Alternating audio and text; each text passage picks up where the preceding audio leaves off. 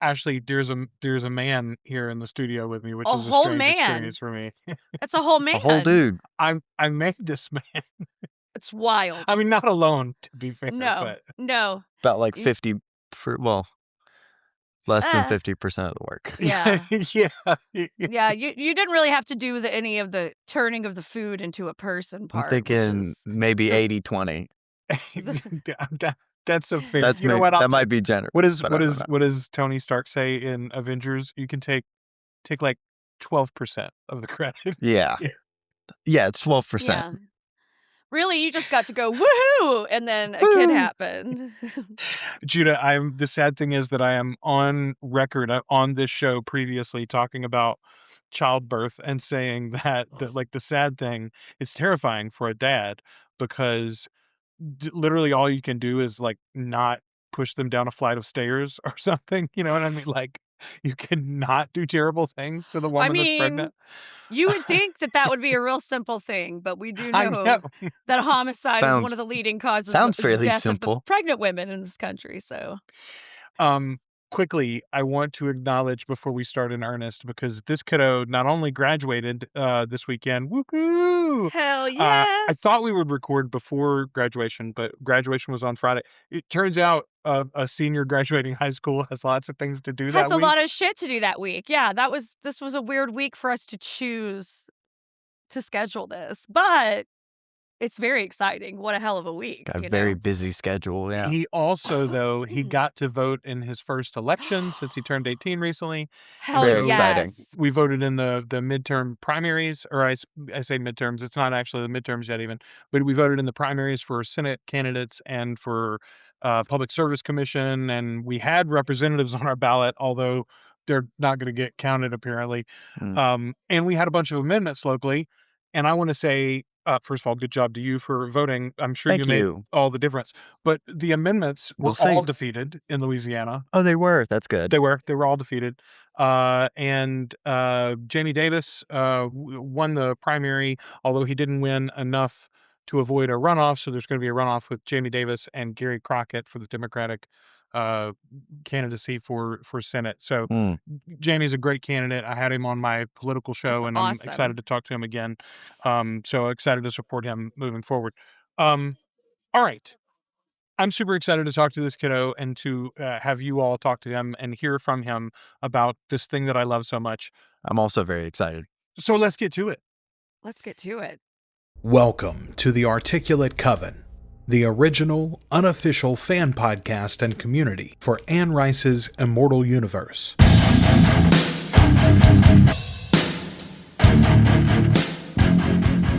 The Articulate Coven is Ashley and Joel, but it's supported by listeners just like you.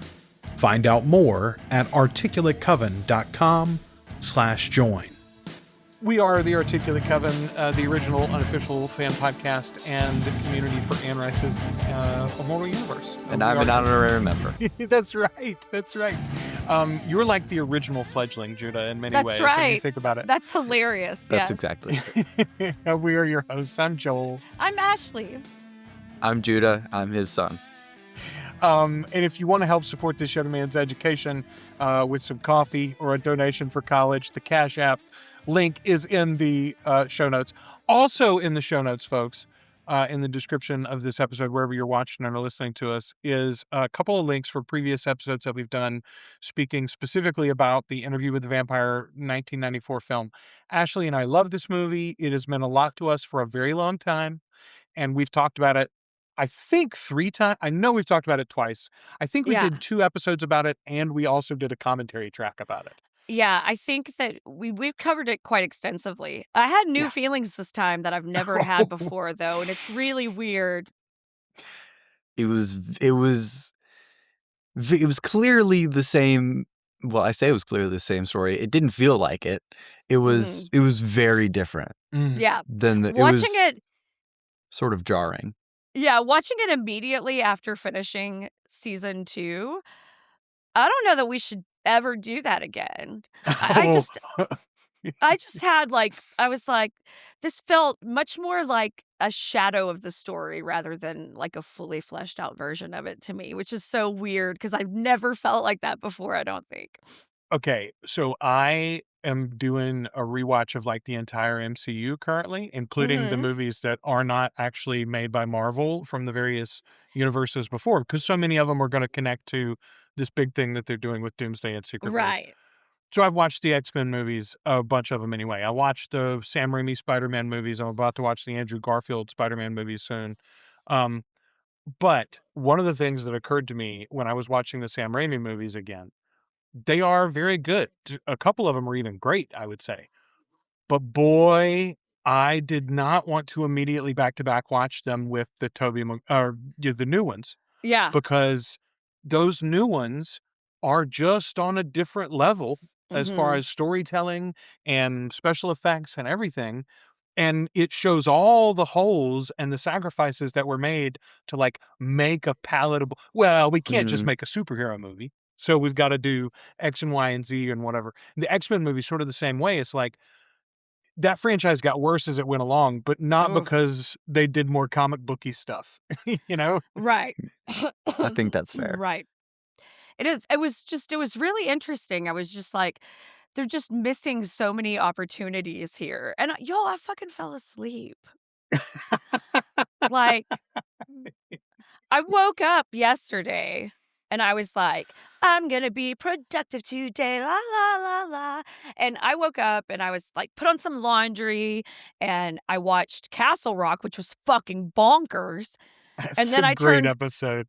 And then right after that, I turned Interview on and I was like, time to settle in with one of my favorite movies. And I just felt really, really weird. It was really weird and I fell asleep. I got bored. I was like, they are talking so softly and so intensely all the time. And they're taking themselves That was most of the movie. so seriously. I had to take a nap. All right. So one of the reasons why I wanted to mention specifically that we have discussed this movie at length before is because if there is anything that we miss in this discussion, friends, I swear it's on the wax already. Yeah. And I didn't think that's the best use of our time here because we've got Judah. We've used his discussion to pepper our whole rewatch because he's been rewatching it with me. But I just wanted to go from top to bottom and kind of work through. So I literally wrote like a series of questions. I love it. And I thought that would be the best way for us to attack this. First of all, a bit of business. A couple of things. I want to remind everybody, go to articulatecoven.com/events. Get tickets for our 2026 convergence. We're going to be in New Orleans at Halloween. Spooky. This homeboy's only going to have to drive like an hour down from college to come hang out with us, I think. So great. But he will be there. I told him, I was like, you can bring one of your college buddies and say, you want to go hang out with my dad and his weirdo friends in New Orleans this weekend? Want to go talk about vampires? Talk about vampires. Here's the other thing, guys. I know a lot of us are sitting in that queue. Still sad sacks waiting for tickets that will never come. Here's your chance to do something else. This is going to be a very fun trip. We had so much fun last year, and it was less planned and organized than it is this year. So, yeah, indeed. I'm really excited that we're going to get to see everybody again. It is such a it was such a balm for the soul last year. Yeah, it's going to be a lot of fun. On that note, our buddy and partner, Rose Sinister, is going to be on stage with us that night as well, doing a version of her show. That podcast launches such a cool this week. Name. Isn't it a badass name? Every time I hear it, I'm just like, what? That's such a cool name. Listen to this. The name of her podcast is called Sinister Hellfire. And as you are hearing this, even on YouTube and the podcast apps on Monday, her show launches on YouTube Tuesday, May 19th. So go check her out. I'll put links in the show notes as soon as I have the links for that as well. But she's going to be YouTube exclusive for a couple of weeks, and then it'll be available on all the podcast apps and then Spotify and all the places too. So look for that. Sinister Hellfire is the name of the show. And she's launching, she's actually launching 2 shows, but that's the one that is ready to go this week. So watch for that. And we'll have her on stage with us at the New Marini on Halloween. Okay. First off, Judah, other than being my offspring, tell the folks a little bit about yourself. My name is Judah. I am 18 years old. I live in Choudrent, Louisiana. I'm a big fan of, I play a lot of Dungeons and Dragons, a lot of fantasy stuff. I ran Curse of Strahd for my friends it took like a year, and that is, if you don't know, it's a vampire themed D&D campaign about the Baron of Barovia, Strahd von Zarvich. He's a vampire, turns some of the players into vampires. It was a lot of fun. So that's sort of the only vampire experience I had coming into this, I think. Yeah. Yeah, I did not work hard to indoctrinate any of the kids into Anne Rice. We talked about this before on the show. Like, none Yeah. of them tended in that angle, other than Nola, my youngest, who is currently reading the book, and she Love watched it. the '94 film with us the She other day. loved it. She loved it so much. She said it's one of her favorite movies of all time. She said, I think she Makes said me it's her so favorite happy. live action movie. That's what she said. She said it was her favorite live action film that she's ever seen so far. That's awesome. She's going to go crazy for the TV show. Yes. man. It's going to.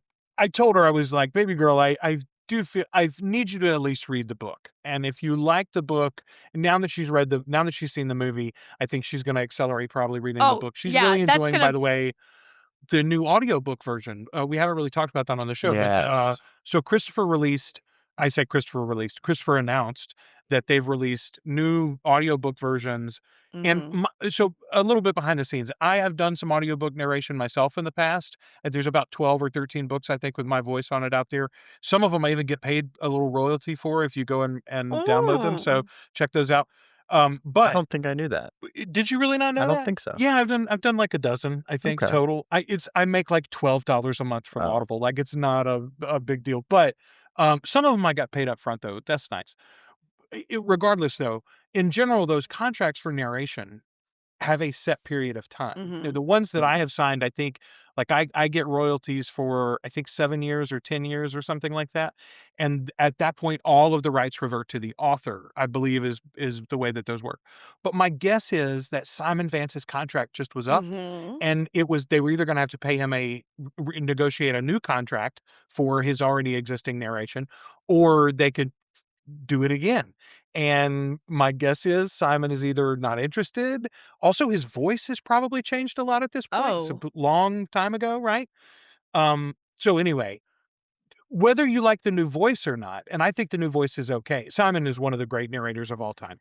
Truly lovely, and did such a nice job with these books. The audio quality, though, oh my God, it's like going from a VHS tape to a Blu-ray. Yeah, older audiobooks, especially ones that we listen to on tape, which this falls into that category. Yes. You know, they definitely do have the vibe of being recorded by a guy in a closet with a microphone. Judah, I remember my grandmother had the Bible on audio cassette. That's a lot. And it was this giant, like big, heavy plastic folder, casement or whatever, and you'd open it up and there were like pages you had to flip through and take out the individual cassettes. They were marked as like what order you played them in or whatever. And that's genuinely the way. Yeah. And also it was basically, you would only make it for very successful books. And the idea was really these were for long haul truckers or for the blind. Or like drives, long drives. Okay. I found my sure. I've got Pandora on audiobook, on tape audiobook. Literally found it when we moved. I was like, how the hell do I still have this? But what's crazy is even when you move to CD, it's not like that really helped, because a CD only holds like an hour and a half, or even if you do low quality audio, like maybe you can squeeze 2 hours on there. So if you do a full audio book that's 15 or 20 hours long, like they were all in sets. Like it was not, they were crazy. in sets. It was wild. And we did it anyway. That's the crazy thing. We did it anyway. Some of us anyway. If you haven't tried those new books though, Interview with the Vampire is out as we speak. The Vampire Lestat comes out next month, which I'm like, okay, you're not going to acknowledge the timing, but it is going to be available the 1st of June, though. Which is very nice, y'all, if you need a refresher course before the series starts. And then The Queen of the Damned, the 3rd book, will be available in July, I believe. I think I have those dates right. So those are no new versions. I will say this, though, and I haven't tried it on my devices. I own the original versions, and I bought the new audiobook version. It was on sale the first day for like $4.99 or something. Oh, shit. I can't seem to download my original version anymore, though.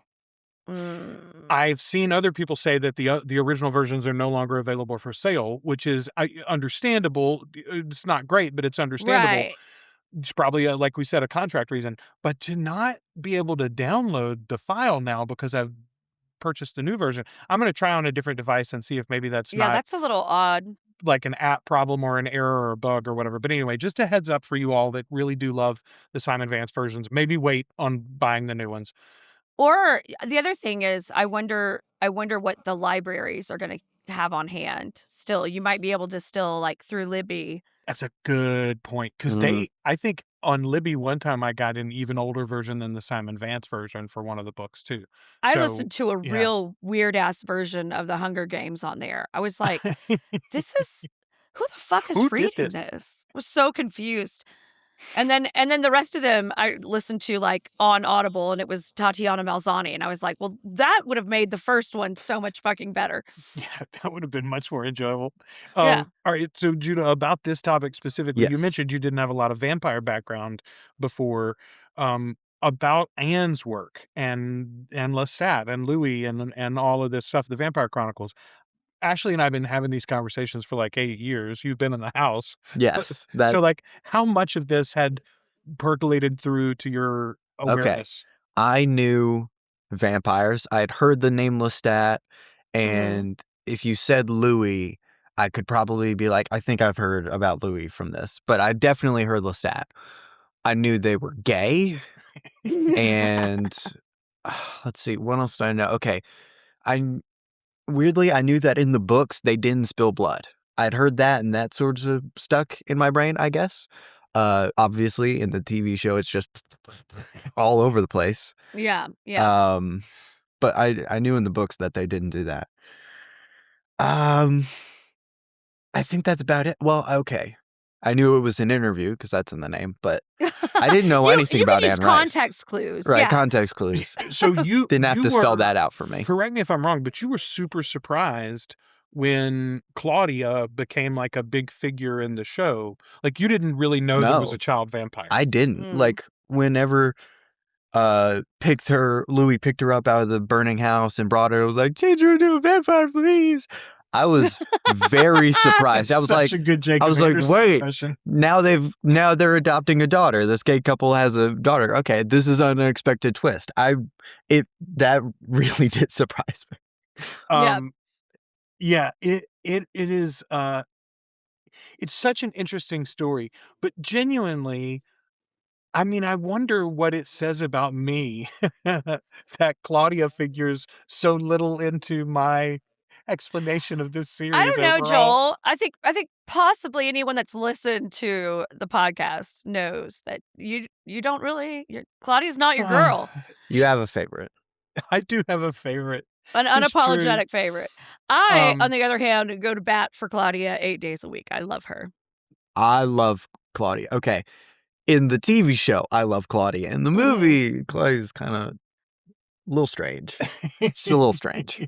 Well, and I think a lot of that too is the difference between someone who looks significantly younger than Bailey Delaney Yeah. playing her too. Like, and then just try to wrap your head around the fact that in the book she's 5, That also would be sort of which is off-putting, I think, for me. Yes! Like, if I went and read the book, I was like, why is she so small? yeah, Like, yeah, I think it was a good idea to age her up in the TV show. Yeah. yeah. Okay. One of my favorite podcasts is the Weekly Planet podcast. It's 2 Australian boys. They're not boys. They're my age, talking about like superhero movies and stuff. But a bit that they do almost every week whenever they're talking about the movie that they're discussing currently is the guy who's sort of the host of the show turns to the guy who's the color commentator and says, "What do you think the story was?" So, what do you think the story was, Judah? I thought it was an interview. No. I mean, now that you've seen it, Oh, explain it. Explain to someone what's the story of Interview with a Vampire. okay.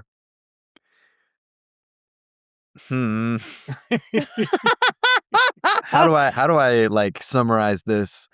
Okay. Particularly because you've now seen 2 interpretations of it, right? So, like, Yes. what does it mean? What is the essence of Interview with a Vampire? The essence is Louis has had several messy relationships and is getting it all off his chest.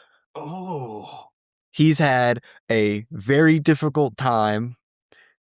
Some of it is on him. He's like, some of it is like, he's not blameless, right? He's done a lot of No. stuff, but he's had messy relationships and a bad life, and he's just throwing it all out there, letting the boy or Daniel be his, not therapist, but like, just, hey, listen to me real quick. Yeah. You know. I love that you centered Louis so completely in your description of the story. Like, again, if I'm doing that, I go, well, there's this French vampire Who can do no wrong. Who can do no wrong. He certainly thinks so. Yeah. And so does Joel. And so do you. It's true. It's true. It's okay. Daniel can do no wrong for me. Oh. I love Daniel. He's my favorite. Okay. I love Daniel too. That was my next question anyway. Yeah. Who are your favorite characters? You already said you really love TV show Claudia as well. Yes. I like Claudia a lot. I like she and Daniel because it seems like everyone else, when they're talking to the other characters, like when Louis or Lestat or Armand are saying things, they're saying like what they think and like how they feel, but Claudia and Daniel are both going to be very direct. This is a fact. This is what's happening. Like they're straightforward, and everyone else feels like they have an ulterior motive. They are trying to manipulate the situation. Claudia is just like, love makes you stupid. Okay, love makes you stupid. Stop. Okay. And then it's like, you said, I'm going to cut you off for a second here because I want to interrogate something. You said earlier that you really, like, you were very shaky on movie Claudia. Is it because movie Claudia is so much more, like, TV show Claudia manipulates Lestat at the end of season 1, but it's like to escape abuse and from a position of disadvantage, et cetera, et cetera. I say they don't manipulate. They do. It's just like, it's when they say something, they say what they mean. They say what they mean.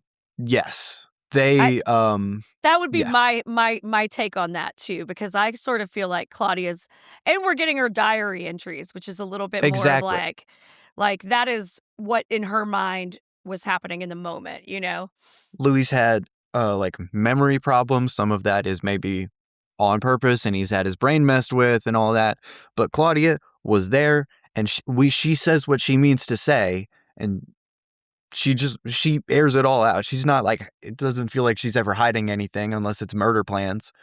Which you got to keep close to the vest. That's exactly, just how that's right. done. Okay. But then she just writes it all down in her diary. And so like while those are still available until they like run out, I like trust those. So one of the shocking things for me, I say shocking, one of the surprising things for me when we watched the film version, you responded, you were like, man, Lestat didn't really do anything to deserve like you and I when we talked about the TV show, Ashley, especially the first time, it was like, why would they add all of this whole fight scene, and the violence to Louis is like nowhere in the novel. Why would they do any of this? Y'all, without it, Claudia does not look very sympathetic. That's part of why I don't like her as much as the TV show. Because, okay, Lestat is fairly dismissive and makes some rude comments. Once Claudia is like, hey, Louis is my favorite. Lestat is sort of rude to her. I think I said Louis a minute. You know what I meant. I mean Lestat. Yes. Lestat's like sort of dismissive and rude to her, and then she's like, Louis, we gotta kill him. We gotta kill him. So let's see. What did they do? They poisoned him, slit his throat, watched him bleed out, threw him in a swamp, fed him to alligators, set him on fire, and that feels like a lot considering he didn't really drop anyone from 2 miles in the sky. He didn't like stick his fingers in Louis' neck. He didn't throw anybody through a wall. Yeah. He was like, I've never think- thought about it. Like, because I've lived with the story for so long, it did not shock and appall me that Louis and Claudia kill him in the movie. And Judah's like, damn, they look like real villains. Like, Right. I mean, Where he did that didn't come do from? like Jesus. Louis was not nearly as much a part of it as he was in the TV show. To Mhm. his credit, I guess, but still, he was like, Claudia, why'd you do that? Okay, let's go. And then he set Lestat on fire. Yeah, he did do that. That was him. Claudia, Look, listen, but like, and Louis then they will threw him in set the some swamp shit together. on fire. He did. You told If me there's he one did thing it in the books a you lot. can, yes, you can take that shit to the bank. My boy is gonna set some shit on fire. It was not very smart giving him the fire gift. Okay. That was probably a mistake. Before we watched the movie, I'm fairly certain we did. I told you this before we watched the movie. I had explained to Judah that Louis does not have the fire. Louis, in the books, he never shows the fire gift. By the end of the novels, he may technically have it, but he doesn't use it at all. And he doesn't use any of the preternatural powers, because he's sort of like, it makes me feel not human, et cetera, et cetera. Yeah. But like, But he's just a boo-hoo. straight up arsonist. You know, Judah like was just like, wait a minute. He burns down the theater and he doesn't have the fire gift? I'm like, oh, he Mhm. burns everything. everything down. He That's burned just his his go-to. plantation down. He burned, that guy, that's how he ends relationships, is setting shit on fire. You know the Irish. That's a trend. That is the trend. Do you know what the Irish goodbye is? Yeah, you leave without saying. You just saying disappear, it. right? Yeah, The Louis Delac goodbye is I'm going to burn the whole house I'm down. gonna burn it down. Books and all. Well, time to start over. Okay. Light a match. You and know, it really, gasoline. you are totally right, though, that all that comes out. And it makes me want to reread the book now and try to remember, like, what escalates so What did he do? much? Why What did the fuck happened? Claudia? like- what is wrong with you? Well, he A is lot a of it is withholding withholding. bastard. A lot of it Yes. is withholding. It's withholding knowledge and information from them and holding that kind of over their heads a little bit. And I think Yeah. that that's kind of what starts it. But God bless, like it does in the movie, it comes out of fucking nowhere. Also, like them It attacking, really did. them attacking Claudia and Louis comes out of kind of nowhere. Like there's very little like lead up to that. You're just like, what the we're already here? But it also took us an hour and 40 minutes to get here. Dude, It went fast. They speed run the theater. So like I just forgotten. And that's not like a giant section of the novel either. This is not a No. tome, right? Mhm. This is a fairly brief novel it's her debut novel. But still it It felt is, so. I will say, the one Just done. positive thing that I'll say about the film, even in retrospect of the TV series, it's impressive that they're able to basically get the whole story to you. You don't feel like you've missed an entire chunk of anything. Right. And it's only 2 hours long. It's like a tight 2 hours. Yeah. It is. And Yeah. there are, You know. they hit some really good moments. You know, they really, really nail some of it really well, you know. And honestly, up until I watched Ben Daniels or Ben Danielson, whichever I think version it's of that is Daniels. his. That man- we both say both. I've said both, but that man, I mean, is so spellbinding to me that this version, this time watching it, I was not as like lured in and taken in by the theater as I usually am. And Stephen that Ray was is so like a weird. really good actor. oh my God, It's he's a good performance. fantastic. Yeah, I've always loved it. I've always been so impressed. And this time I was like, they're just not hitting it for me. was Hot so poo-poo weird. dirt compared was to so Ben weird. Daniels, man. Yeah. It About was the so weird. about the theater. Santiago had no presence. No presence. He had So, no presence. That's what we're doing. But for 30 years, Ashley and I have been like, oh, Loved a very this. great performance of Santiago. Oh my God. Santiago is a little character that you hate on the page.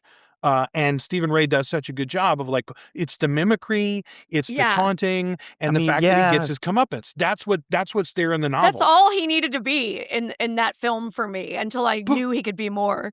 Yes, Ben Daniels brings this whole thing, and he makes like, and again, one of the big things that Juna and I have talked about so many times in the show is like nobody's hands are clean and nobody is fully unredeemable, Mm. right?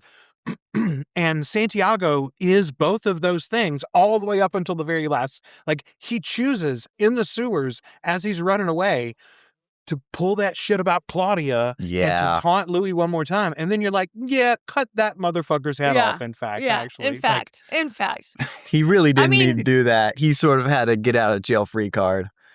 I mean, Louis was going to oof. track him down and kill I him mean, anyway, sure. but we cheer for it Yeah. because Santiago twists the knife one more time. Like, he's such a petty bitch. Yeah, we were Such just like, there we go. Okay, cool. Oh, That's the drama felt queen of good. it all.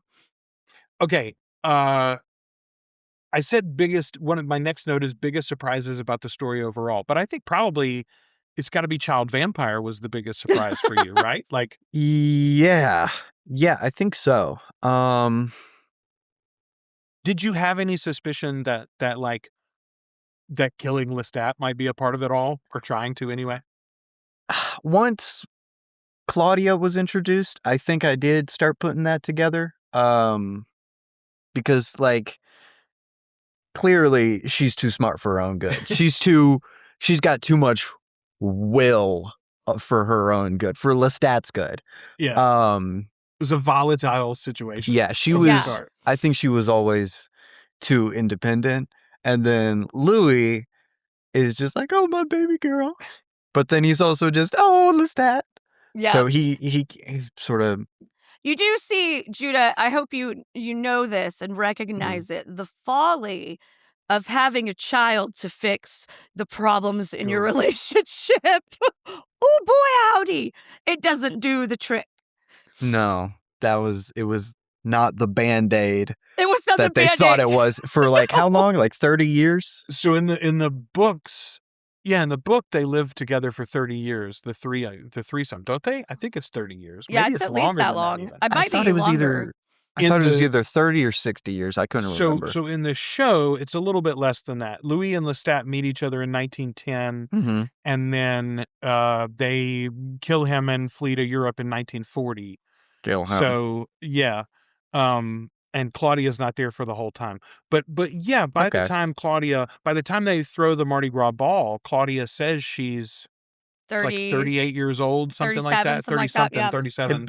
Being less than 30 years is probably to account for her not being 5. Yes. So literally everyone in the show so far has been aged up almost 10 years. Not exactly, but close. Like Lestat in the books is turned at 23, I think, and in the show he's 33 or 34 when he's turned. Louis is 10 years older or 8 years older than he is in the books, et cetera, et cetera. Armand was also very young, if I'm remembering correctly. So Ashley and I sometimes get this wrong ourselves. In the novels, it is sort of, he's often described as a child vampire, and they talk about his youth. However, he's 17 when he's turned. So he's 15 when his maker finds him, and then he's 17 when he's actually turned into a vampire. So he's not child. If he is a child vampire, he wouldn't have made it like 500 years or whatever. Yeah, that's a very good point, honestly. Yeah. I guess there is sort of just like, once you're past 16... Well, so it's like you, right? Like, I mean, you listen, that's some dangerous language. But like, okay, all right, yeah. You in the eyes of the state of Louisiana. No, you didn't mean it like that. But in the eyes of the state of Louisiana, you are an adult, and if you committed a crime, you'd be liable for it just in the same way that an adult would. However, you've turned 18 and you've graduated now, and like, I've not thrown you off the family insurance or anything, right? I'm going to pay your cell phone bill, right? Et cetera, right? So like, no one expects you to adult immediately.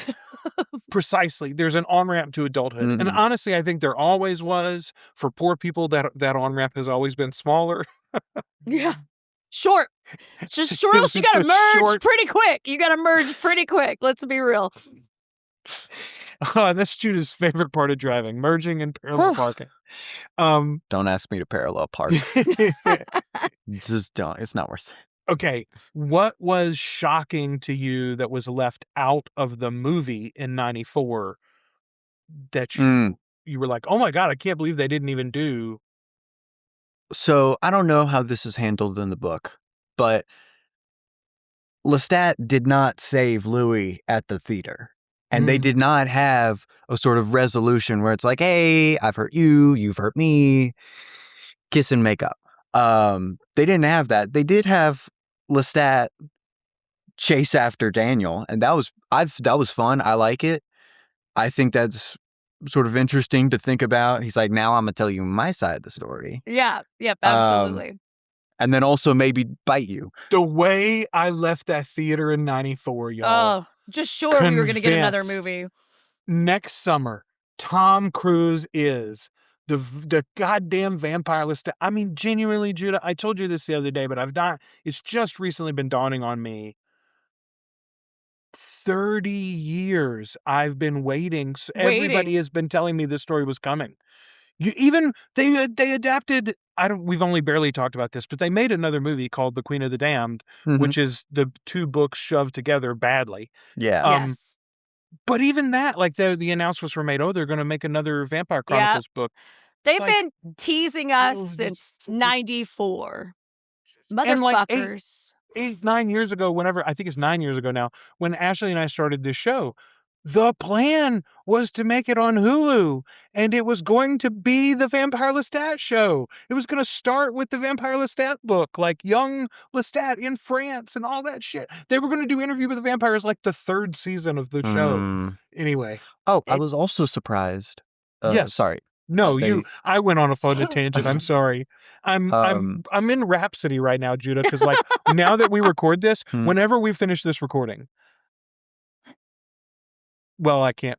Some things might happen that will mean that this will all come to fruition. Anyway. I was surprised that they left out the party in New Orleans where they Mardi Gras ball. Like they had like the Mardi Gras parade float, and he like drank from somebody on the float, and then there was the party. He bites the fake baby. It was a fake baby. That's right. That's what it was.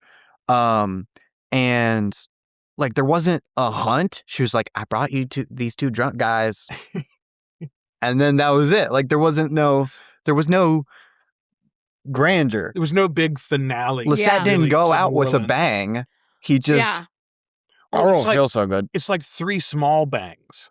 Like he attacked when she drugs him and she slits his throat and like blood pouring over the thing. That's cool. And also you got to remember at the time that makeup and effects work where he transitions to the skull on the floor was so good, man. Oh. It was a lot of blood. I don't think that was Winston, but it was it was. It was Was Winston. it Stan Winston? Okay. Yes, because I took note so of that. famous. I was like, yeah, fuck yeah, this has got a Winston. This has got the Winston team on it. Man, but like, again, it just goes to show you, man, like, I don't know. I remember when I was a kid, I really liked those Bakshi Lord of the Rings animated movies too, right? And whether you think the Peter Jackson movies are the animated ones and the little they got like so really big like round gigantic faces. heads. Yeah. But like then you see and even if you don't love the Peter Jackson stuff, like obviously that is a better adaptation. What the fuck is wrong with you if you don't love the Peter Jacksons? I have words for I you. love The Hobbit. Yeah. I love The Hobbit. I know so much. he likes the Hobbit movies so much more than I do, and I'm like, okay, all right. I love The Hobbit. I'm with you. He's fun. He's a didn't funny, care. silly little guy the whole time. He doesn't get depressed. That's right. Take my ass to Middle Earth and let me enjoy some Hobbit lore anytime. Exactly. Yeah. Well, it seems Judah and I will be having 11sies after this. So I need my crumpets. I don't know if you heard this, Judah. Peter Jackson said the other day that Christopher Tolkien passed away, and the younger members of the Tolkien family that are now in charge of the legacy are apparently much more open to speaking about rights to like the Silmarillion, for instance. So I think we're going to get a bunch more movies, actually. I do not excited mind. about that. And Rings of Power, I think, is super fun. I mean, unrelated to Peter I've only Jackson. seen the first season. Well, but I loved it. I still need to watch it. Yeah. You get it. I need to watch it. Ben Daniels is in it, and he's playing a completely different type of character than Santiago. And he's like this, like he's like ethereal and kind of like peaceful, and it's so strange. It's so strange. I love it. Gonna be weird seeing him not be super petty and mean. And ripped, like he's wearing these like elven robes. Like you do not see those giant fucking forearms. I've heard he's also got a really good role in Foundation on Apple TV. It's a Oh. Isaac Asimov adaptation. Mm. I haven't seen it yet. But yeah, I heard he's in like the 3rd season of that too, I think. Give that Okay. man work. Was there anything in the movie that you were surprised wasn't in the TV show? Let's flip that back around. I was trying to think of this for myself, and I don't have a good answer to it. There may not be one for you either. I can't. The only thing I guess would be I do like that. I still like the finish with Lestat attacking I like Danielle in the that. car. Oh, I do like that. it's I so don't know good. that it would make sense in the TV show. No, I don't think it no. would, but I mean, I think it was fun. Also, I think that was an interesting. It was ending. such a good it's end not to that from movie. the books. No, It's Yeah. not from the books, so it would be a direct ripoff of the movie if they had done it in the TV show, which they did a few things that were pretty clearly homages to the movie in the Panning show. over San Francisco. Oh yeah, I pointed that out to him. The pan over San Francisco on the beginning of the flashback episode in season 2 is like straight out of the opening of the movie. 100%. I love the feeling of that opening too, because you feel like you're hunting someone. Ooh, yeah. You know, like that. I was like, that's the vibe. I don't get the vibe that I'm being hunted. I get the vibe that I'm trying to find someone. That's really interesting. That's I'd never interesting. really thought about it in that way before. Man, don't they do, now that I think about it, don't they do a similar panning shot for the opening of The Lost Boys too? Like over the crowd and the bay? I don't know. Because I think there's like a I think you flyover get like shot. you get a flyover shot of like the pier carnival kind of that area, yeah. Where it's like it's sort of implied almost that you're seeing from like Kiefer's point of view. Yeah. Once you realize what I always love those shots where it's like sort of implied that you are looking through the perspective of something watching. Yes. Like in movies, when I think about this, my mind always goes to Brave, because there's a shot where she's like riding slowly on her horse through the woods, or maybe she's walking, and you're like looking through the leaves. It's in a lot of stuff. Okay, so I always like Disney used to do that in their classic animation. They would do the through the leaves thing because they had that camera where you had like the multi-plane animation cells, and so you were literally shooting down, and they would accentuate that by like literally hanging foliage on the top level or whatever, you know. You could create all those layers. So cool. Yeah, exactly. Okay, let's talk about timelines for a little bit. So you've got in the show, you've got the 1800s, or in the movie, you've got the 1800s. In the TV show, we don't ever really go out into the rural parts of Louisiana. We just stay in New Orleans from the beginning. Yeah. And it's 1900s. We get 1940s France. We get Eastern Europe for a little while. World War II. We get the 70s. You know, we get the one flashback to the 70s. We get the obviously modern day Dubai. I guess we get the 90s San Francisco for a little while in the just movie. a little bit, yeah. What was your favorite time period as far as like dress and the way that everything played out or whatever? So I definitely preferred the TV show timeline where, first of all, Louis not a slave owner. # not my Louis.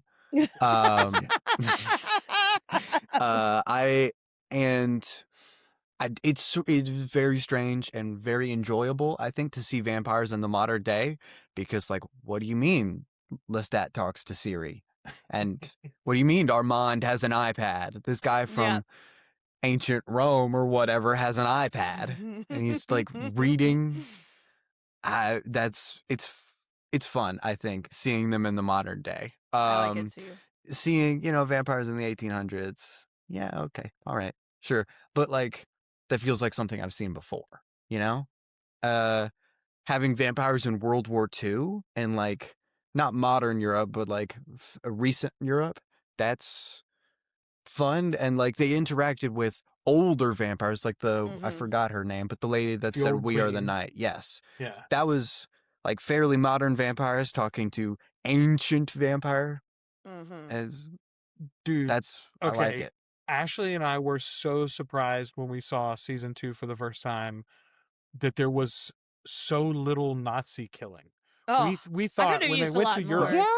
we thought they would eat so many Nazis. Do you remember? Like, yeah, I thought it was that episodes. was that was sort of surprising. Like We did get a little. We got a I was little, like, "Ooh, but there was I a could little have- bit. Sousson. I could have used a little more. I can. And then Claudia had a relationship with a Nazi sympathizer. Okay, So it's that's like- right. That's the one I want to talk about that a little bit because you did at least you understand my argument for it, the no clean hands thing, Yes. and nobody's unredeemable. well, and then but also she let's herself talk was about- not a bad person. Yeah, well, let's talk about layers of Nazi sympathism too. Like, was she just sleeping with a sad Nazi Right. soldier to like cheer them both up? Yeah. Was she like running guns through the streets for the Nazis? Like, what was she doing? Was Like she just- said, she didn't personally invite Hitler to spend the night in Paris or whatever. Yeah. Yeah. But boy, that's such a good line too. I wasn't inviting Hitler to stay in Paris. I was inviting a young scared boy to cradle my tits. Yeah.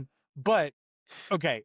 It occurred to me the other day when I was getting ready for this episode, I was like making some notes, and your reaction to Madeline is very similar, I think, to the way that I responded to The Handmaid's Tale. Okay, so I did not watch The Handmaid's Tale after the first few episodes because, what's her name? Joy? Not Joy. What's the main character's name? June. June. Kelly's in the background answering me. June. So June. Thank you, Kelly. June develops a relationship with the commander's like bodyguard guy, and I'm like, not a wholly unredeemable person, perhaps. Sure, sympathetic in some ways, understandable. Okay, yes. Mhm. Also, still a Nazi though, right? Like, and Yeah. yeah, man. I had not. I think because I saw the character in the storyline of Madeline and Claudia in the show as so much of an upgrade from Madeline and Claudia in the books and the I movie. agree. Yeah. Yeah. I like whatever it was that they had going on more than this is my new baby. This is my new daughter. Yeah. And I mean, Madeline's got like 30 seconds of screen time in the movie anyway. She's in it for so little. And the then she dress dies. is magnificent. Oh, my God. yeah, that she had dress. a great outfit. Holy moly. Okay, the Yeah. outfits for the movie, all of the outfits Everybody. were good, I think. Yeah, the they costuming had great is costuming. exceptional. The fucking lace Oh yeah, lots of frills. on over the the place. what is that called? What is it on the cuff? The lace Cuff. cuffs Mhm. on Lestat's outfits. Oh my! I remember God. he like killed somebody and then just like He does it at the very end when he bites Daniel. And he's- oh then he yes, straightens up as his, he's like, Straightens up driving. his cuffs, Nasty ass, dirty lace Mhm. cuffs. Yeah, yeah, pulling him out of what appears to be like a leather jacket, which is also hilarious. yeah. Okay, let's compare our three Claudias. Mm. Well, you already talked about. So Ashley and I, the last time I think we talked about Interview with the Vampire, the '94 film. I think maybe even the episode is titled "Kirsten Dunst won the movie." Yeah. I think by far hers is the best performance of all of the leads. Antonio does interesting things. I think Tom does some interesting things. I think Brad Pitt is, I think it's one of his Boring. worst perform. He's so boring in this movie, So right? boring. He's a good Yeah. actor. He's just hot. I mean, and maybe it's the page. Maybe it's that he didn't like the production. I don't know. But I think he falls so far off the cliff. But He's I very have boring. always, He's the guy that likes eating while he's acting, right? yes, that's, Yeah. Well, the whole point of the character is that he doesn't want to eat. So, Yep. I mean, not the whole point, but that's like a he's major part of his completely character. hamstrung by his circumstances as an actor. Okay, but compare the three Claudias. We have Delaney Hales is our final Claudia in the show. Mhm. Bailey Bass did it in season 1. You know, by the way, that she had to leave to do Avatar. Yes. Okay. I didn't know if She we was talked about one that. of the water group. She's the lead Avatar. child. She's like the lead daughter of the Sea People tribal leader. Yes. I think that's Yeah, Bailey's I right. remember her. Yeah. It's sort of hard to like make that connection because of the Sure. CGI. They're all blue. right. They're people. blue. I can't. I Um, have not made it through a single one of those movies yet. Blue Here's the catfish thing. people. They're pretty good. They're even, good. but it's like, I don't know. It is sort of an imperceptible mythology, and they are forgettable and washed togetherable in a way that is hard Yeah. to describe. Yeah. Yeah. Yeah. Yeah. I mean, they're Kelly, good. Kelly They're from the fun. back goes, that is so true. My thing is this, like, and even at Disney, I still haven't even ridden the rides at Disney because my attitude is like, why would I spend longer waiting in line than I spent watching a movie? Why would I Okay. spend The longer waiting in animatronic was line kind of for? cool. I know. The animatronic in the water ride is Oh no, I know they're going to be unbelievable. awesome. I'm just waiting And until the day that the lines are shorter. Yeah. The ride that's like 3D, the one where you're riding the Banshee. Okay, so Mhm. I am not I get motion sick pretty easily, and I'm a fraidy cat. I do not like roller coasters. I was very worried about that one. It was not too much for me, barely. It's closer to soaring in its like thrill levels Yeah. than you would think roller coaster. But that world is worth the trip to Animal Kingdom almost on its own, though. The theming in that land is it's just beautiful. It was unbelievable. great. The It's sad thing, beautiful. though, is it would look unbelievable at night. And And Animal Kingdom closes early, Yeah. and Florida never gets dark until like 9:30. So yeah. you never see that land in the dark. It's such a shame. The only time you can catch it in the dark is in winter. Like you have to go Yeah. during winter Mm. Yeah, you gotta go in December.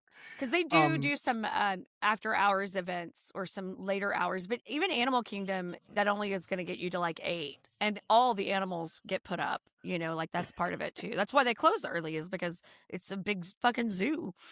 The animals have bedtimes. They They do. Well, They the do. humans have bedtimes to avoid the animals so that they can Mm. do their thing. Okay, Claudia's. Yes. What did you think of Claudia? Obviously, Claudia in the movie is a lot more psychopathic, a lot less sympathetic or whatever. Right. But what did you think of that? Much less performance? reason for what she did. So the performance was good. Honestly, the Claudia's in the TV show, it took me when it switched actresses, it took me like 5 seconds to get used to it. I was Yeah. like, strange, and then boop, they blend together for me. It's Yeah. hard. That's how I Like was too. I had to really think about the moment when they switched actresses, and it was like right when Europe started, right? Yes, Mhm. it's I saw just that- in between the seasons. So like the battleground scene at the opening of season Right. 2. They climb out of graves, Yeah. and I was like, oh, okay, new person for Claudia. Okay, all right, yeah. Yeah. And then the rest of the show, she was great. Season 1 was great.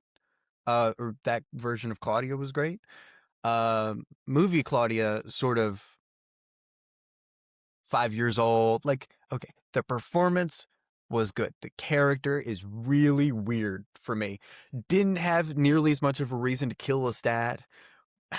Said weird things to Louis. Sort of just like, My love. Louis, my love. I'm Okay. like, you're 5. Please Right. get away from me. Both of the girls really had a problem when she called Louis her love.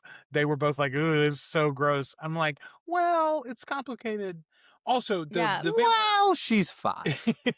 But she's I will not. say this. Well, But he's Just, yes. So in the movie, I think they play her at 10. They don't ever specify the age. The Yeah. actress was 12. 12. She was 13 when it came out.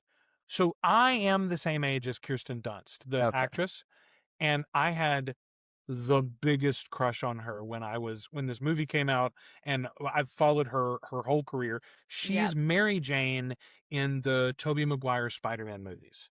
Oh. That's the same actress. Yeah. Okay. Yeah. Still.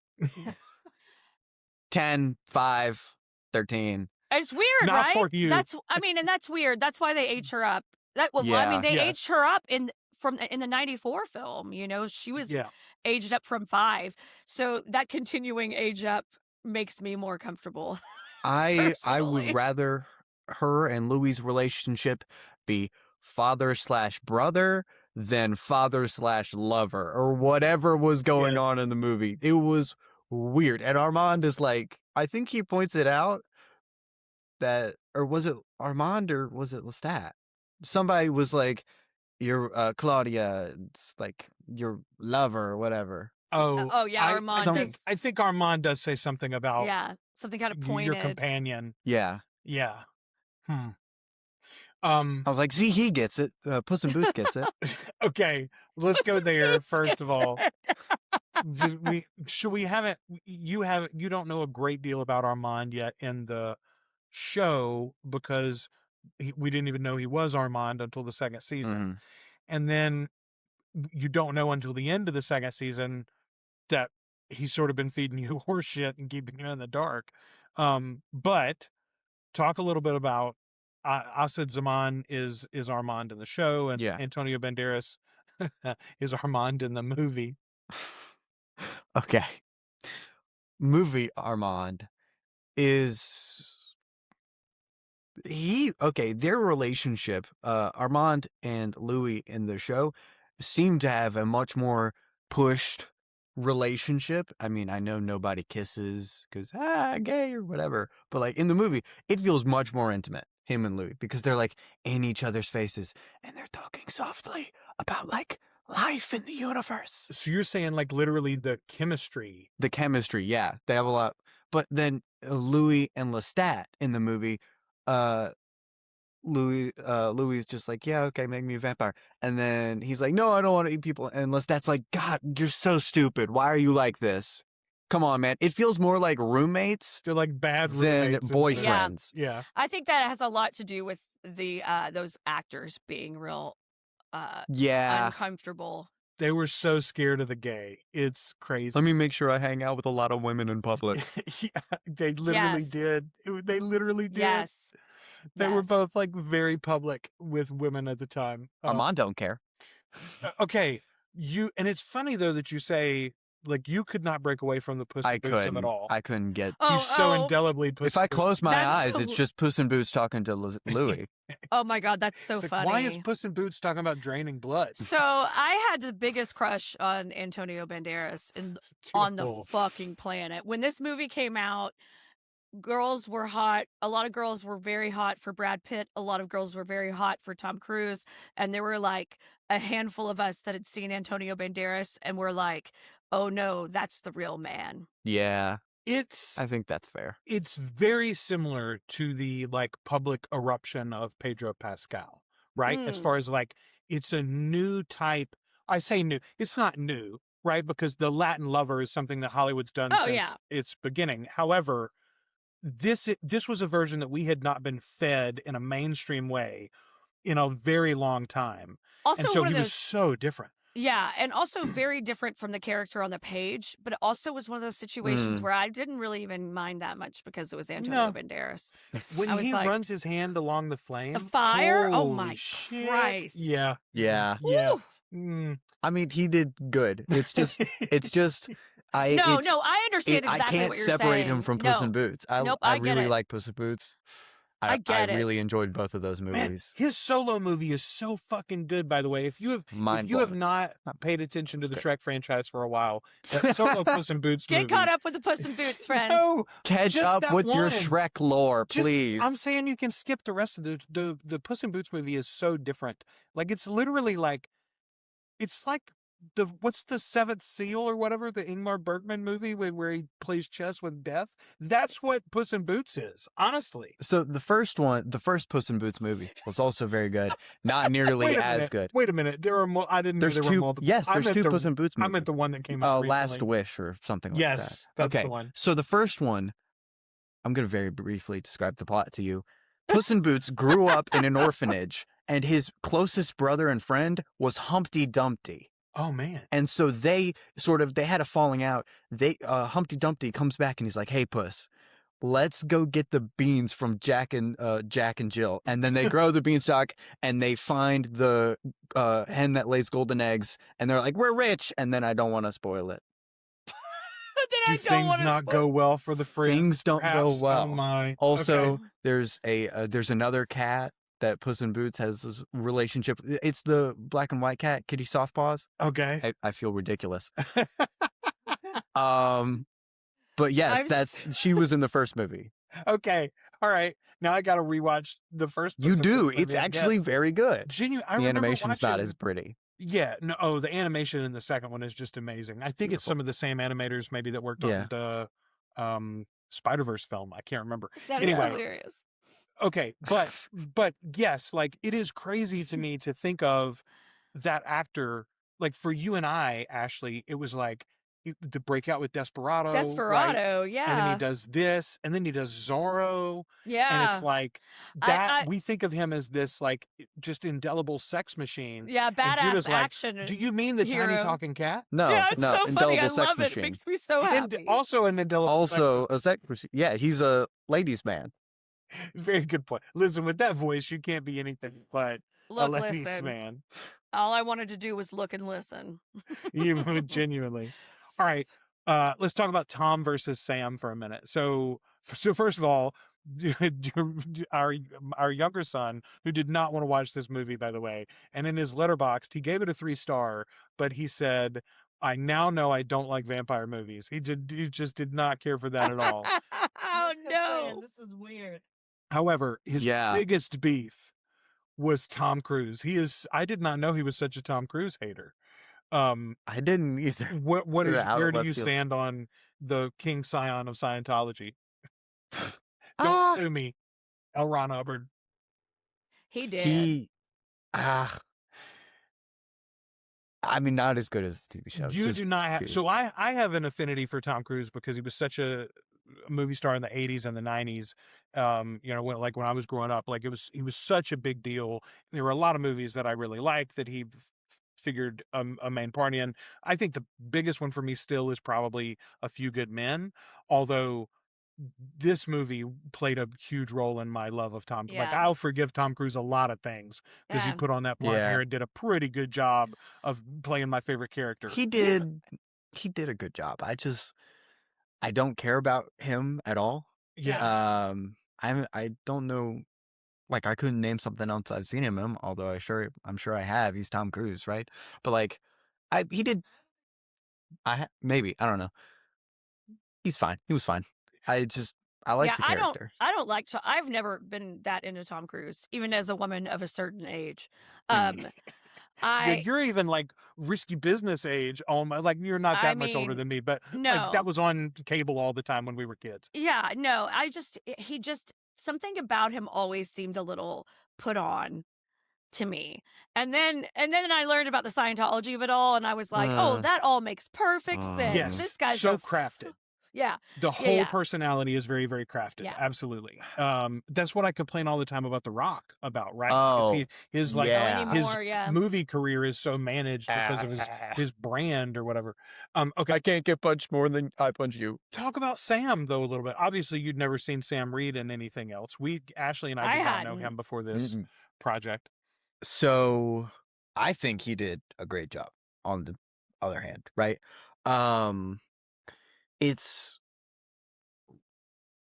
He plays a manipulative jerk very well, I think. But then also, like, there's times where he's very emotional and like it's range. Lestat has range, right? Like Yeah. he does a lot throughout the show, I think. Yeah. I enjoyed it. I really enjoyed that. We sort of talked about it a little bit, but let's compare and contrast Jacob and Brad Pitt. Have you seen Brad Pitt in other things? I don't really Maybe. know how much you've seen him in either. Maybe. Yeah, not a lot. I mean, again, like it's Brad Pitt, so like probably. Yeah, But like, so I don't Remy's know. a big Brad Pitt fan because he loves the F1 movie. So there you Oh, go. Well, I hadn't seen that. all the problems he has with Tom Cruise, he's the opposite for Brad Pitt.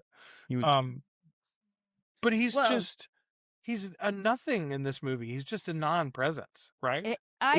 It's so flat. It's just so flat. There's just no layers to the character at all. Yeah. He does. I mean, I think he talks about it in the show that he's just sort of like given up. Like he's just sort of empty feeling.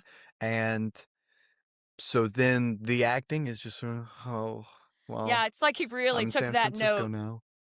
Yeah. San Francisco He was note. like, this guy feels empty. I was like, oh. That's why we call him the well, Eeyore of vampires. The Eeyore of the vampires. He is, even in the movie. Okay. But Oh. you're a little harder on Louis in the show than you Oh, are, I think, too. Like I'm you- hard on Louis. Even at the very end, you're like, one of the notes for one of our last episodes, you said, why would Armand spend 70 years trying to brainwash this dude to stay with him for the rest of time? What is it about this whiny guy that makes hundreds of year old vampires, like demigod like entities, just throw the rest of throw everything. They swoon and they'll do anything, and they manipulate and they lie and they're mean to him, but like also they create elaborate stories and get in his head so that he won't leave them. What is the appeal? What is the Louis of it all? What is the Louis of it all? So here's what's crazy, Judah. Ashley and I sort of felt that same way in the books all these years. We're like, man, I mean, I'm glad it's very romantic how they get together in the end, but like, that's the best Lestat could do. And yet in the TV show, I don't know about you, Ashley, I've never really asked myself. Jacob compelled me so much from the very beginning that I suddenly got it. I'm like, yes, that needs that man. Yes, he's great. Well, I love Louis. I just it's like he's not. No, he's a bummer. Like, he's a downer. Yes, he's a bummer. If you're looking for a relationship, I want to be with someone that makes me laugh and I have a good time with. Like, I don't want to be with a bummer. At least Santiago has presence. At least he had At least Santiago had a presence. I like Santiago. Okay, as we sit in here, the TV show, Judah still has not watched any of the trailers or teasers for season 3. He's heard that line because I gave it to him. I think it was when I first went. Oh yeah, I like Santiago. Like, he's cool. This guy, I like this dude. Yeah, he was like flying, and then he had the rope, and they were like, the rope's limp. Oh, he's a vampire, and I'm like, I like it. Yeah, I like I love that they were vampires pretending to be humans, pretending to be vampires. That's so fun and elaborate, and unnecessarily showy. Ridiculous. It's expounded on in the show in a way, so we get more of that in the second book too, because we see the formation of the theater, and so we get a little bit of a glimpse of that. I mean, we get the one flashback in the show. We get the Armand tells the story, but we get more of that in the second book. So I'm assuming we'll probably revisit that in the show as eventually as well. But yes, it plays out so well in the second season. You get the appeal of it. You get why it would work. Like, how could that work in downtown Paris for 150 years or whatever? It's because it's a good show. And lonely people, Paris is a big city, and lonely people will go there and like, yeah, of course it would fucking work. And you get you've to had be war talked down off and to. on. Yeah, exactly. You get talked down to and insulted by Santiago. That's. Wow. I mean, she had a large audience for a reason. Okay, you could do a lot worse. Oh yeah, I asked for a couple of questions or plot points or whatever to discuss from our chat group that we have from the Facebook group. Hello, chat group. Yeah, boy, our younger son says all the time, "What up, chat?" And it's the only way that I feel in line with that statement is that chat group from our Facebook. Oh my God, it's what so up, fun. Chat? Mandy Taylor had this great suggestion. She said, "What would you say to a friend to convince them to watch the show or the movie for that matter?" So the problem with this is the people I would recommend it to are already aware and enjoy. Yeah, he was way late property amongst your, I was your the people I played D&D with, not Are all Matthew's already into friends, but my original D&D group. Yeah, they are all gay and like vampires. So they knew about it before I did. And I started watching it with you, and I was like, hey, do you know Interview with the Vampire? And they were like, yeah, I love it. And I was like, wow, my dad has a podcast. I am late. I'm late. Where have I been? Yeah, they really like the old TV show. Was there an old TV show? The movie, the 94 okay, movie. the movie. Then they were talking about the movie. That's what it was. But they really enjoyed it. I don't know. I think they've read the books. I don't know that they've seen the new TV show. So if I wanted to get them in on that, they already know it's gay and they already know it's about vampires and they got the general story. So I would have to say all of the actors are hot.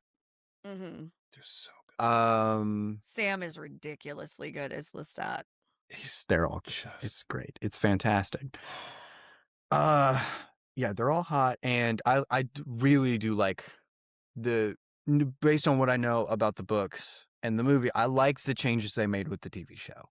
I mean, first of all, it's just more than the movie, right? We get to cover so much more because it's longer. I like what they did with Madeline, that she got more character development. Mhm. I like that they had more of a reason to kill Lestat, because otherwise it feels a little unprompted and really unnecessarily cruel. An overreaction, maybe. An overreaction, yes. I like that Louis has a lot of emotion and isn't just, I'm a vampire now. Oh. It's like the only time he flares up like 3 times, I guess, in the whole movie. It's the one time he tries to fight Lestat. And he picks him up. Yeah, he picks him up and throws him around on the trees while Tom's laughing at him. Then there's the one good line where he tells Armand what a piece of shit he is in the museum, right? When he says goodbye. Yeah. That's a pretty good scene for Brad. And then when he flares up and attacks Daniel at the end, like, that's it. That's the only acting we get out of Brad in the whole movie. We do get. I mean, we get a good. We get the burning of the theater is a good time. Okay. Yeah. That's pretty good. You're right. I'll give him that. Yeah. You're right. The way that he uses that scythe in particular is fantastic, man. I just want to. I don't like when scythes are used as weapons because they're not good for that. They're made for harvesting crops. So it's just like really unwieldy to have it's really weird. Like the blade curve in. And so it's just like, it's not functional. It's not good as a weapon unless you're talking about a war scythe. But trying to kill somebody with like a push lawnmower. Right.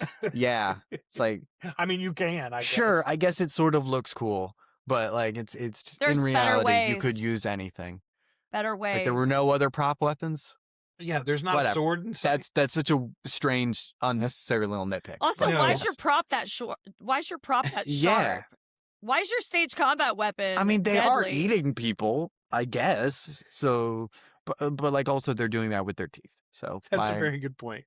Why do you need an actual working scythe for the Grim Reaper set piece? Is their props department just like going out and then stealing stuff from farmers in rural France? Or whatever. Before I let you have your Sunday of your graduation weekend back, what do you expect out of the Vampire Lestat? I mean, first of all, you know that there's going to be a Rockstar season because we've talked about that and they've sort of hinted at it. You haven't seen the trailers yet, but like I think you've even heard some of the music, haven't you? At least maybe like little snippets of it. Yeah. Okay. What do you think? I want big musical numbers. I want it to be a musical.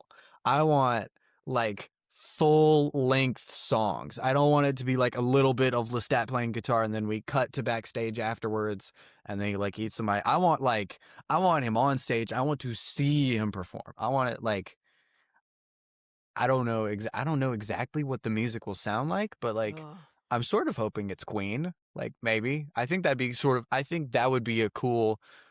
Like, I think Lestat would sing Queen. Okay, you've never seen the Queen of the Damned movie, of course, but just so you know, the Queen of the Damned movie came out in like the early 2000s, and it was nu metal, basically. So it's like Korn. Okay. Like literally the lead singer of Korn did a lot of the music. Yeah. And he is the voice, I think. I think he's Lestat's voice. But it was so not what I wanted. I know a lot of our audience really loves it, Judah. Like they are very, very indebted to that soundtrack, and like it was in heavy rotation. Even you like a lot of that music, like even though it wasn't your. Kelly's over there, like that music's badass. You do you, boo. Indeed. Okay. Glam rock is what we're getting here, Judah. I mean, primarily like they're like Chapel Roan and Lady Gaga and Queen and David Bowie and Billy Idol. David Bowie, yeah, that feels correct. Okay, I'll give you. Here's a little spoiler. They've released a cover version of the Vampire Lestat singing "Dancing with Myself" by Billy Idol. It's literally like a Billy Idol song, and they do a different take on it. Oh wait, is he gonna sing that "Come to Me" song, but like in an updated version? Okay, I hadn't thought about that exactly, but yes, I want a "Come to Me" remix. In fact, as a matter of fact, glam rock, "Come to Me," a dance party club mix, please. And come to me, you. Louis. Yes, You know what I'm hearing in my head? I don't even know if you know the song, Louis. Judah. There was, God, what's the song? Tammy Wynette did a dance song with some Oh, like Eastern European band. It's called like I would not know I'm sure this. there's the I don't know. There's just a refrain of her singing. We're da da da da da da da da da da da. I can't remember. I have Anyway, no idea. I'm going to put a link to that in the show notes because you all need to be inundated with this particular I terrible earworm like I am now. I can't oh, remember any of the lyrics. I don't We're think I've ever justified and we're voluntarily. ancient. Something like that. I don't know. I don't think I've Yeah. ever Anyway, voluntarily listened to Tammy Wynette. I'm a Tammy Wynette fan even, but that was not it. I don't want that version of Come to Me is what I'm saying. I don't want that. I just had the image in my head of Lestat going, Louis, I'm a pink pony girl. Louis, I want to dance at the club. I like Lestat. I Okay. like doing Lestat voice. Have you watched any of Heated Rivalry yet? I know your partner is a big fan of that show. No, I have not. Okay. But you have very often made the Louis come to my cottage. Louis, will you Come come to to my the cottage cottage. this summer? Louis, will you come to my coffin this summer? We'll have a great time. It'll be just us and Claudia. And Claudia will be there. Okay. No, I haven't seen it. Do you plan on watching season 3? Is this like a priority for you? Will you be all in, or will you be like, I don't know, is Dad gonna make me? I'm invested now. Like Yeah, I've you seen are. the movie, right? I'm wearing the shirt. I'm Yeah. wearing the shirt. Okay. He's on the I have to. podcast. He's I'm on the the podcast. Good. Yeah, I'm in. I'm excited. I'm in for glam rock. Come to me. Listen, In for a penny, in for a pound. you watching this with you has genuinely been a joy. You had a sick day from school one time when you were like, I don't know, 10 or 11 probably, and you and I watched Johnny Dangerously with Michael Keaton, which was probably a little advanced for your age at the time because there's some dirty stuff in that. And then we also watched that same day Oh Brother Where Art Thou, which is one of my favorite Great. movies. And so good. he just ate it up with a spoon. And I thought, I don't know if it's ever going to get better than this. Having one of your offspring like the thing that you really like, it got better. Having you like this show and respond to it in the way that you did, not always like I do, and yet still like you get it and you're into the storyline and you're following things and you're asking questions. It's been a fucking joy, my dude. It really has been. The one thing that will really get me excited for season 3. Can you promise me more Daniel Malloy? Because that's that'll hook me. Can confirm. Can confirm. I'm in. I want confirm. some more biting remarks. Okay, Oh. I'll spoil this for you from the trailer because I want to hear your reaction to it right now. I don't know, you got stuff to do, and Ashley and I got to record Castle Rock, so we won't get to do a reaction to the trailer today. Although I do want you to react to the trailer sometime. Y'all just imagine me going, Judah, that'll be most of it. the idea, the gimmick of season 3 is that Lestat's representatives have reached out to Daniel to see if he wants Who's to a vampire now? Yes. I love it. I love Vampire Daniel. It's my favorite thing in the world. And he's going to get Daniel to do a documentary about the Vampire Lestat and his Rockstar tour. So not like a book, like a movie. He's going to direct it. He's getting like creative control of it to a certain degree, et cetera, et cetera. I know Daniel just jumped on that. Yeah. Daniel was like, yes. So like, we haven't exactly seen a lot of it, but in some of the marketing materials, I think the implication is we're going to get at least some of like a mockumentary, basically, like the fictional documentary that Daniel is making. I think we'll see some of that. That's great. They're at least using that as like it. a marketing tool for sure. Yeah, yeah. You said you think you said you think we might get a little bit more young Daniel, right? Oh, I definitely. First of all, that actor's so great. I don't think have we confirmed that he's in season 3? I don't think we have. I don't know, but he's been hanging out with everybody. So, and he's still on everybody's Instagram. He's Armand's actor, Asad Zaman, on a regular basis, Judah, will do something like post a picture of young Daniel and tag Eric Bogosian.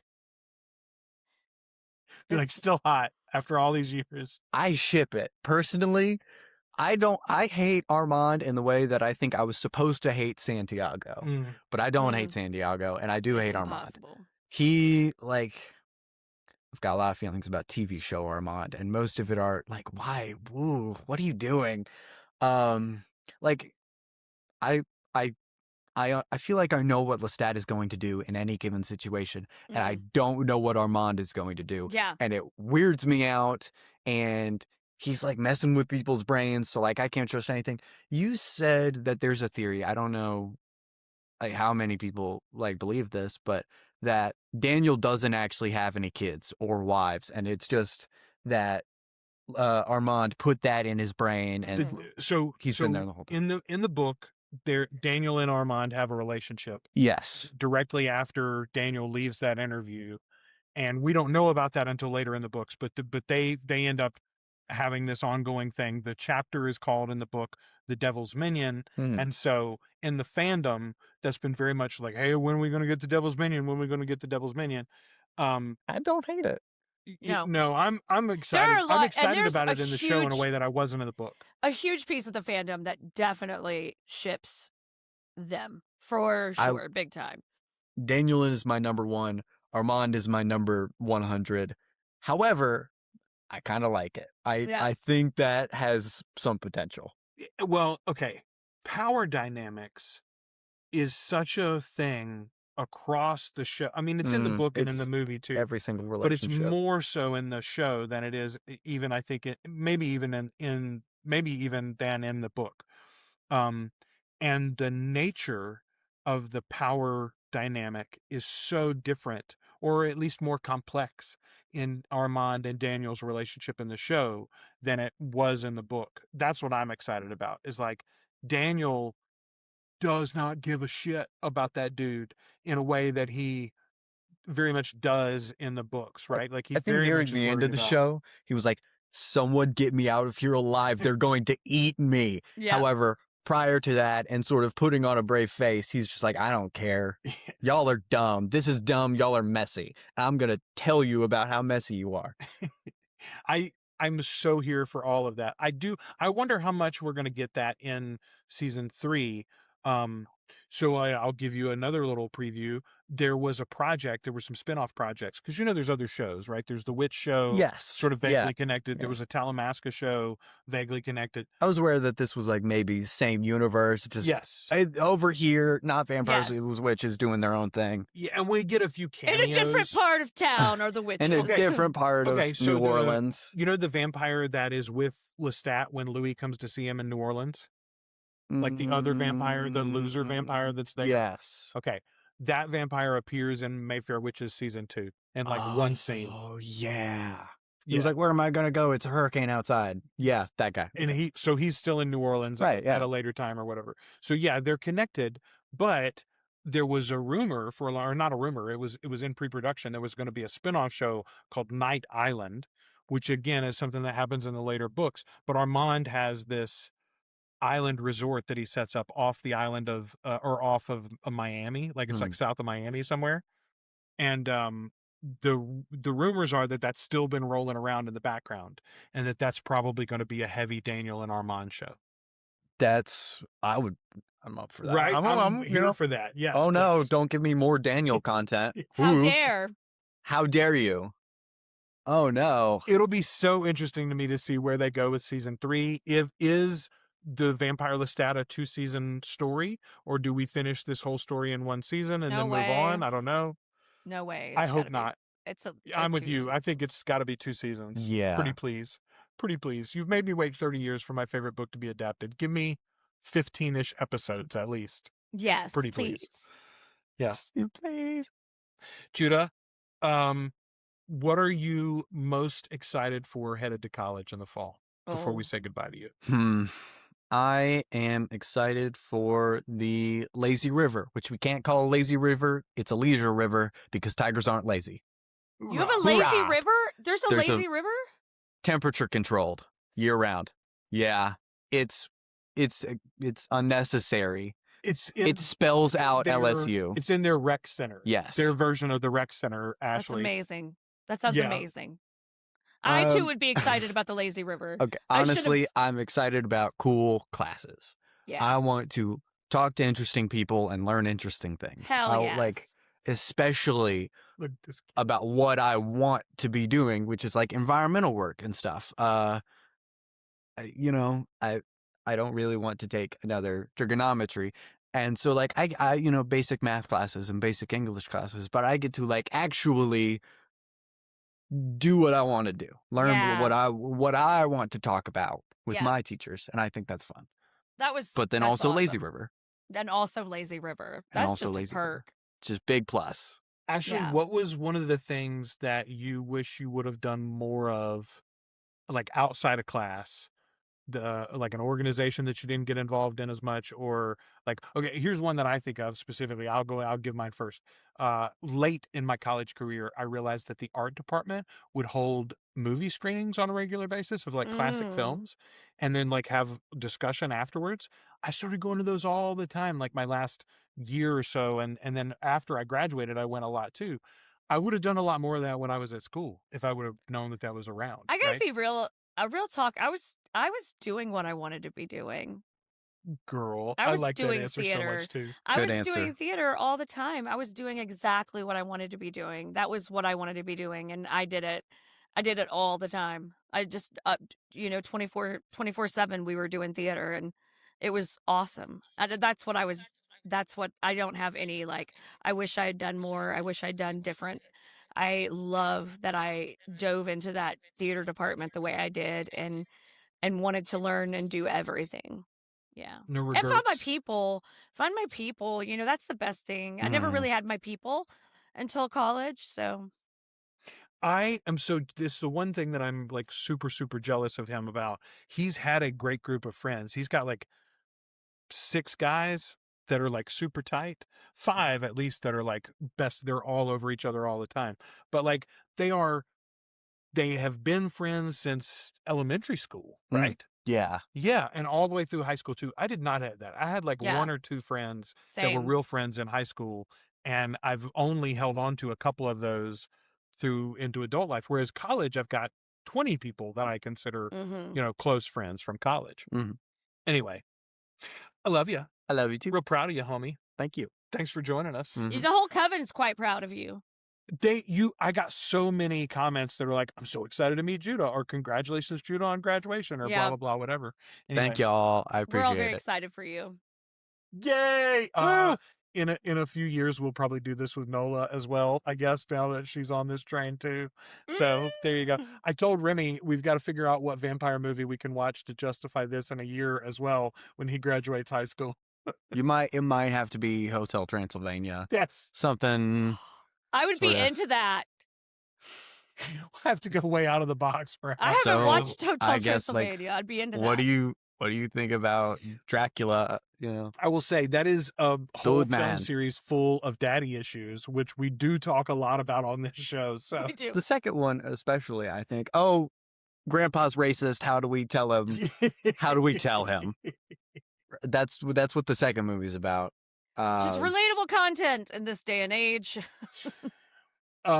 Y'all, The folks. third one's also sort of Grandpa's racist. How do we tell I him? think that whole franchise is sort of about racism, Judah, if you really break it down. It's not very. It's basically a remake of Guess Who's Coming to Dinner. Is really, I don't know if you know that movie, I but that don't. one's, Sidney Poitier is a young African-American man, comes to dinner to this like rich white family in the 60s. Mm. Yeah, it's a problem, Sure. as you might imagine. Well. Although not as much a problem as it is for other people. That's a really good movie. All right, we're going to wrap this up. Patrons, you've got something extra. We're going to be talking about Castle Rock episode Jesus. 4, 5? I don't know. Just I fucking lost. Episode. Man, shit goes crazy fuck in me running Maine. backwards. Yeah. Castle Rock 204 is what we're going to talk about in this week's Afterlife segment. If you are watching these on YouTube or you're listening to the podcast for $2 or more a month, you can get access to everything we do early and ad-free, including those Afterlife segments. Judah, thanks so much for joining us. Mhm. Thanks, Judah. Thank you for having me. Thank you. Until the next time we talk to you, we have been your hosts. I'm Joel, I'm Ashley. and we are the Articulate Coven. And I'm an honorary member. Yay! Damn right. I'm not just the president. I'm a member. I'm also a client.